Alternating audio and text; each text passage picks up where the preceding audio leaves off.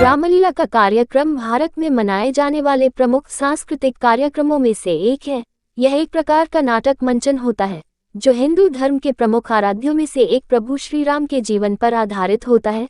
इसका आरंभ दशहरे से कुछ दिन पहले होता है और इसका अंत दशहरे के दिन रावण दहन के साथ होता है। भारत के साथ थाईलैंड और बाली जैसे अन्य देशों में भी काफी धूमधाम के साथ रामलीला कार्यक्रम का मंचन किया जाता है। मर्यादा पुरुषोत्तम के जीवन पर आधारित रामलीला के इस कार्यक्रम का इतिहास काफी प्राचीन है, क्योंकि यह पर्व भारत में 11वीं शताब्दी से भी पहले से मनाया जा रहा है। वहीं उत्तर प्रदेश के कानपुर में रामलीला दशहरे का त्योहार बड़ी ही धूमधाम से कई जगहों पर मनाया जाता है। इनमें से एक पंडाल रामलीला कमेटी गीता पार्क में भी लगाया जाता है, जिसमें बहुत ही भव्य तरीके से रामलीला का आयोजन विधिवत होता है, जहां पर सर्वसम्मानित क्षेत्रीय अधारा इस आयोजन की बहुत पहले ही तैयारियां शुरू कर दी जाती है। इस बार भी रामलीला के आयोजन की शुरुआत शुक्रवार को गणेश पूजन से की गई। जानकारी देते हुए व मीडिया से बातचीत करते हुए कमेटी के अध्यक्ष अजय यादव उर्फ अज्जू ने बताया कि ये उनका 77वां रामलीला का कार्यक्रम है, जो कि 13 से 25 अक्टूबर तक आयोजित होगा, जिसमें 3 दिन भगवान की विशेष झांकियां भी दिखाई जाएगी और प्रतिदिन भोलेनाथ की भव्य आरती आयोजित होगी। उन्होंने बताया कि हमारा रामलीला करने का उद्देश्य सनातन धर्म के कार्यों को आगे बढ़ाना, इसके साथ ही मर्यादा पुरुषोत्तम रामचंद्र जी के स्वभाव के बारे में आम जनमानस तक पहुंचाना, जिससे कि हमारे देश के बच्चे अन्य नागरिक मर्यादित रहकर अन्य कार्यों को करें और अपने जीवन परिणय में आगे बढ़ते जाए। कार्यक्रम में मुख्य रूप से मौजूद रहे अध्यक्ष अजय यादव अज्जू, महामंत्री मनीष ठाकुर, कोषाध्यक्ष रोहित आजाद, चेयरमैन राजेश यादव और कमेटी के कार्यकर्ता मौजूद रहे। सर, पैसा देने के बाद किस तरह कार्यक्रम करेंगे, क्या शुरुआत इस बारे में बता दीजिए। मेरा नाम अजय यादव अज्जू है। मैं गीता पार रामलीला कमेटी का अध्यक्ष हूँ। गीता पार रामलीला कमेटी में 77वां वार्षिक महोत्सव है। आज श्री गणेश पूजा की गई है और नारद मुख का यहाँ पे कार्यक्रम है। गीता पार का कार्यक्रम 13 अक्टूबर से 25 अक्टूबर तक यहाँ पे चलेगा और यहाँ पे 21, 22, 23, 24 तारीख को श्री राधा कृष्ण की झांकी, बजरंगबली की झांकी, शंकर जी की यहाँ आरती का नृत्य यहाँ पे प्रस्तुत किया जाएगा। और जब से हम लोगों ने रामलीला संभाली है पिछले 10 वर्षों से, यहाँ पे हमने किसी भी तरह के अश्लील डांस वगैरह यहाँ पे बंद हो गए हैं और हम इस रामलीला के माध्यम से अपने आने वाली पीढ़ी को ये एक मैसेज देना चाहते हैं कि मर्यादा पुरुषोत्तम भगवान श्री रामचंद्र जी कौन थे। आए और यहाँ पे रामलीला का भावपूर्ण मंचन देखें और मर्यादा पुरुष भगवान श्री रामचंद्र जी के जीवन शैली पे चलें, क्योंकि उन्होंने अपने पिता के कहने पे 14 वर्ष का वनवास, लक्ष्मण जैसे भाई, भरत जैसे भाई, ये हमारी रामलीला बहुत कुछ सिखाती है।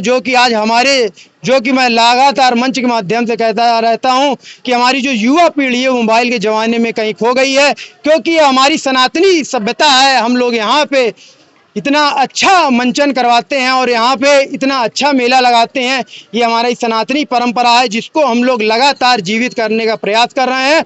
और इस वर्ष गीता पार रामलीला कमेटी ने किसी प्रकार का भी सार्वजनिक चंदा लेने से बंद कर दिया है। कैसा कार्यक्रम करा रहे हैं? ये 77वां वार्षिक महोत्सव है यहाँ पे रामलीला प्रांगण में। क्या समाज में संदेश है? यही समाज में संदेश देना चाहेंगे हमारे युवाओं को, नन्हे मुन्ने बच्चों को, कि वो आए और इस मंचन को देखें और मर्यादा पुरुषोत्तम भगवान श्री रामचंद्र जी की जीवन कि उन्होंने अपने पिता के कहने पे, जिनको की राज्याभिषेक राजा बनने वाले थे और एक दिन पहले उनको 14 वर्ष का वनवास हुआ, भरत जैसे भाई जो कि सिंहासन पे उन्होंने बैठने से मना कर दिया, 14 वर्ष खड़ाऊ पे उन्होंने सिंहासन दिया।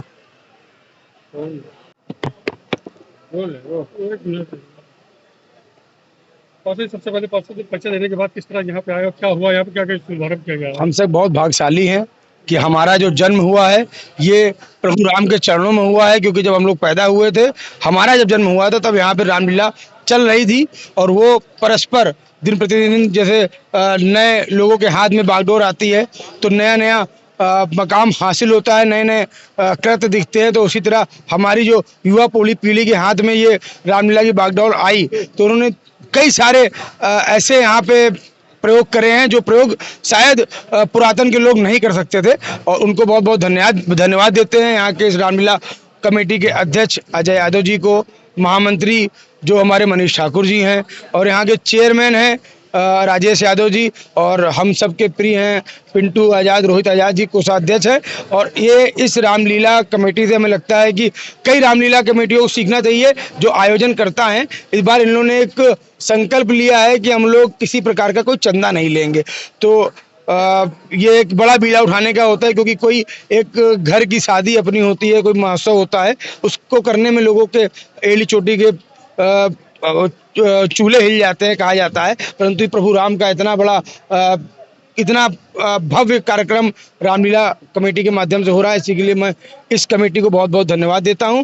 और मैं सौभाग्यशाली हूं कि हमारे वार्ड के समीप ये गीता पार्क रामलीला है। तो हम लोग पूरे तन मन धन हर तरह से यहाँ पे समर्पित हैं और समर्पित रहेंगे। और सभी से ये निवेदन है कि हर जगह पे जहाँ पे भी रामलीला हो रही है, जो लोग नए क्षुब्ध होते जा रहे हैं मोबाइल की दुनिया में, वो अवश्य रामलीला की, राम जी की लीला को अवश्य देखें। बहुत बहुत धन्यवाद।